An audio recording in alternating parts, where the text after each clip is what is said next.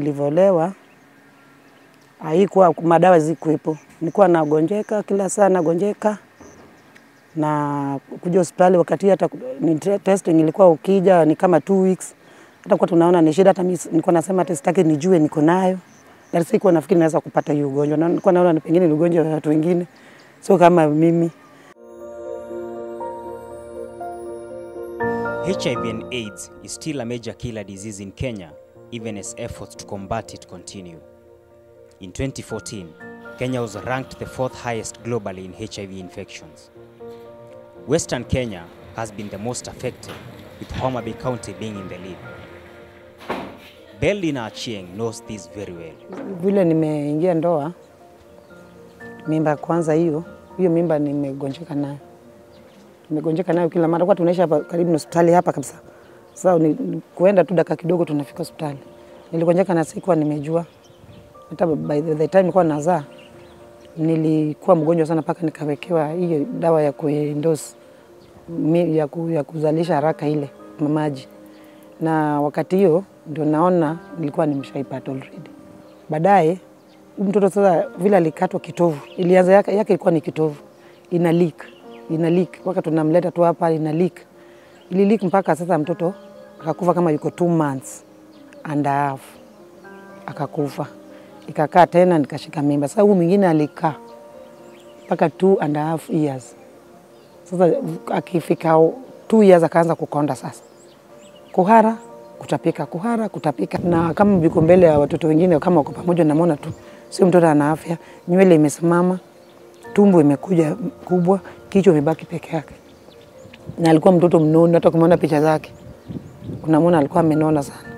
Sasa akawa hivyo kukula, alikuwa anakula baadaye akawacha sasa. Sasa tukaja tena naye hapa, tulikuwa karibu na hospitali, akawekwa ward, tuko ward, tunatoka. Kuna siku tumetoka ward kama saa 6, tukarudi kwa nyumba. Ugonjwa kaanza tena. Tukamleta, tukapewa the same bed, na wale tuliwacha pale ndio tukawapata. Mpaka mimi sasa nilisema mimi sikai naye, wacha babake akae naye. Aligonjeka mpaka baadaye akafa. Beldina is 47 years old and has lived with the HIV virus for 25 years. Since her diagnosis, her life is testament to the stigma that still looms over the subject of HIV and AIDS. Na utaenda sokoni sangine una hasira. Umeenda hospitali, umerudi, unataka utandike uuze, utapata mtu ametandika kwa kuambia nisongelee, naambia usiniletee ugonjwa, mimi sikupatia ugonjwa. Sasa unakuwa uko mudi, wewe uko na hasira kila mara. Alafu na hii skin disease yangu sasa hii ni afadhali, ilikuwa imetoka. Ilikuwa inatoka mpaka unaona wengine utasikia mtu akisema umemwona, siku moja hao kwa wananiona, umemwona yule fisi amepita hapa. Ati fisi gani? Yule mama doa. Umemwona? Ati gani? Huyu mgonjwa huyu mwenye ukimwi huyu. Nikasema nikasema unasema mama gani? Ati alikuwa siongei na wewe. Na mimi nilikuwa natafuta. Mimi unaniita madoa. Alafu nilifanya nini? Nilichukua vitu zangu nilikuwa nayo nikapeana na nikamuonyesha. Tukapigana. Tena ilikuwa ni sokoni, tukapelekwa paka ofisini, nikamwambia amenitukana. Na yeye pia akaambiwa sije sokoni paka, lakini sasa naona hata singepigana naye. Siwezi pigana na mtu hata akinitukana. Maana akiniambia mimi sijali, maana mimi kweli hakunipatia ugonjwa. Beldina knows that she is lucky to be alive, and had she been diagnosed earlier, her 3 children may have survived. Diagnosis and anti-retroviral treatment are half the battle here though. Many of those who test positive in Homabay County don't even know how many copies of the virus are in their blood. A crucial information for treatment. First of all, we need to understand why do we need a viral load machine. First is to monitor the viral load the way I've said. We have to monitor to see whether we are responding well to treatment or not. 2, we have what we call the early infant diagnosis. Yeah? For us to do early infant diagnosis, we need to do we need that machine to help us diagnose, all right? Diagnose especially the children who have been born. Yeah? As I said, this is a place where, of course, 1, is high burden, all right? 2, we also have a lot of home deliveries. So whenever we get these children, we want to test them and see whether they are HIV positive or not, so that we can start them on treatment as early as possible. Homabay County relies on the viral load testing machines in Kisumu and Kericho. Results from samples sent there take months before they are released, sometimes months too late. The only place we send our samples to is Kisumu Chemistry Research Lab. Yeah, it's called Kisiano Lab. So the problem is Kisian Lab is not only serving Homabay, it's serving Homabay, Siaya, you know, the western counties. By the time the results are getting here, either it's a month or 2 months, the patient has died maybe, or the patient has been taking medication which was not working. We ought to have changed this regime earlier if we got the result earlier. Because you could be taking your drugs and you are not responding. The only way we'll know whether you are not responding is through your viral load. Yeah, if your viral load is not coming down, it means something is wrong. So we evaluate you and we can change the regimen. So it means that because we don't have a viral load machine here in this county, results take time to reach us. And therefore decision making is done much later. And sometimes it doesn't even benefit the patient. Sasa hii unameza moja asubuhi, alafu unakunywa maji nyingi. Sawa? Yeah. Approximately 3,395 adults and 1,234 children died of AIDS-related conditions in Homabay County in 2013.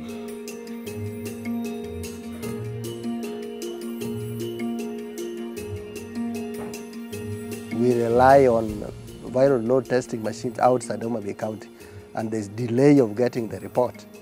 Okay, and if it's the county with the highest prevalence, then I think it should be given more than one viral load testing machine, which the national, the NASCOP should see it the way I'm seeing. You take the machines where it is going to be used. According to the Global Fund, the purchase of viral load N or early infant diagnosis machine can cost more than $150,000. This is equivalent to 15 million Kenya shillings. During the 2015-2016 financial year, the health sector in Homabay County was allocated 1.47 billion shillings. The county executive says this amount is too little to enable them purchase a viral load testing machine. The viral testing machine is beyond the county resources. Okay, so we simply have to explain to them and of course do whatever we can do. You know, you only become bad if you are doing nothing. That notwithstanding, it is worth noting that members of Homabay County Assembly spent 24 million shillings in office expenses in the 2013-2014 financial year. In the same period, the governor incurred 19.5 million shillings in refurnishing his office. This amount was enough to buy at least 2 viral load machines. A survey conducted in 2013 by Medicine Sans Frontiers put the cost of a viral load test between $24 and $43.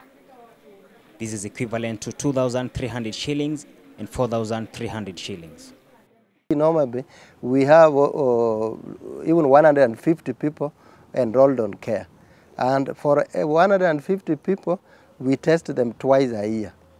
And the test kit for one person would cost a lot of money. If you combine all of this for 300 testing, you would find you need almost 600 million, you see, which is not even, cannot afford in the ministry, and therefore we must get supported from somewhere, either the international community or national government.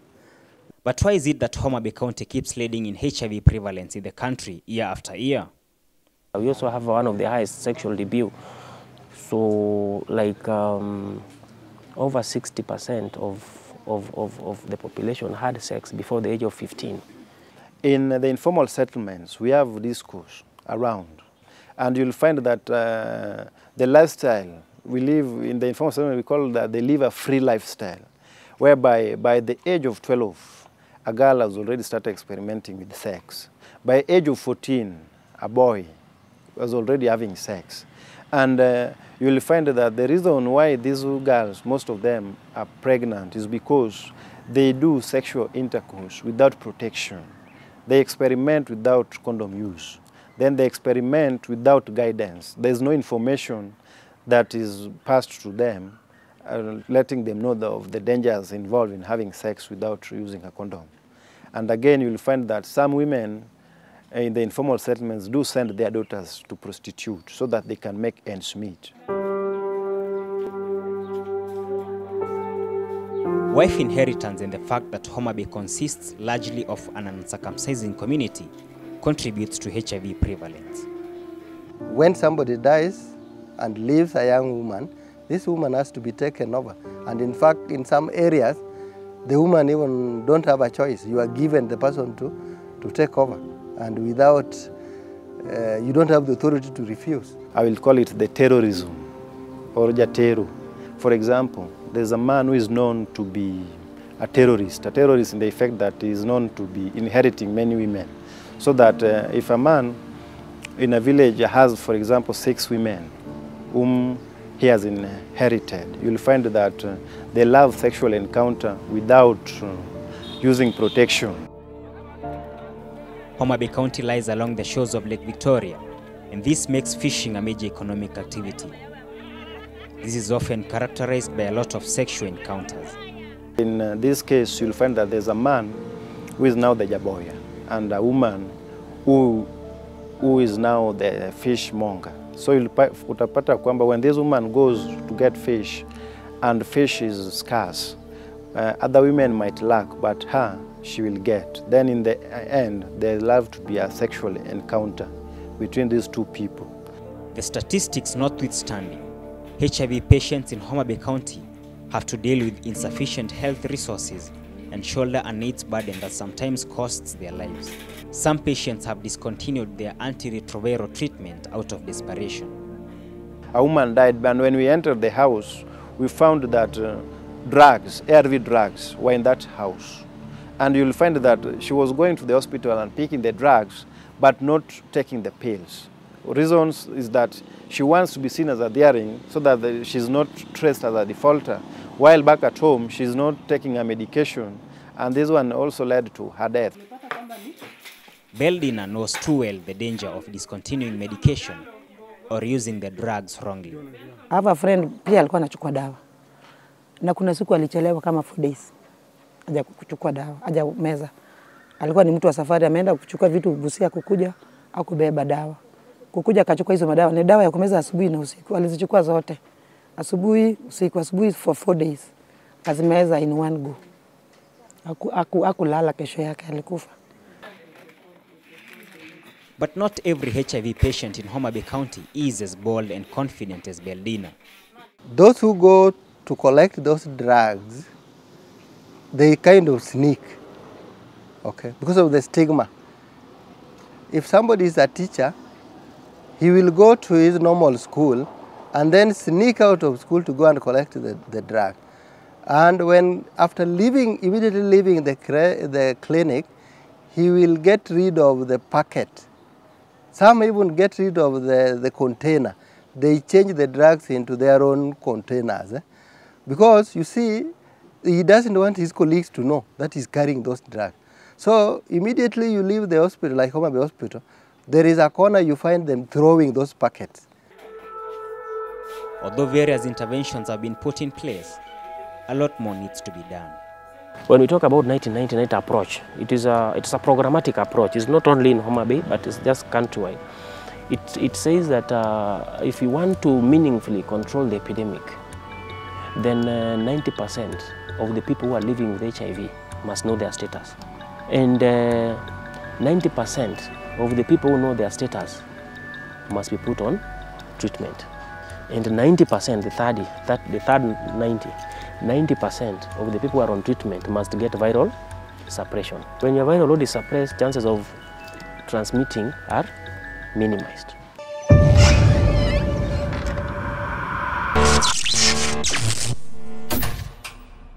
This is Homabay County. AIDS is real. Fix my county.